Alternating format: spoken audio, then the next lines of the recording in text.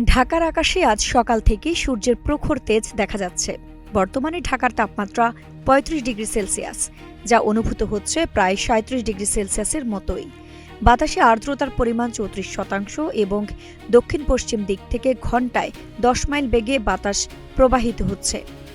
আবহাওয়া অধিদপ্তরের পূর্বাভাস অনুযায়ী আজকের আবহাওয়া দিনের বেলা আকাশ প্রধানত রৌদ্রোজ্জ্বল থাকলেও বিকেল বা সন্ধ্যার দিকে বিচ্ছিন্নভাবে বৃষ্টির সম্ভাবনা রয়েছে।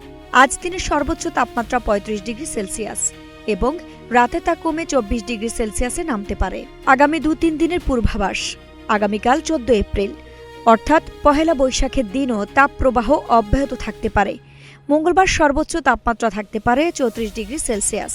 তবে বুধবার বৃষ্টির সম্ভাবনা অনেকটাই বাড়বে এবং তাপমাত্রা সামান্য কমতে পারে। ১৬ এপ্রিল দেশের উত্তরাঞ্চল ও পশ্চিমাঞ্চলে ভারী বজ্রবৃষ্টির পূর্বাভাস রয়েছে। আইরিন হাসান, নাগরিক প্রতিদিন।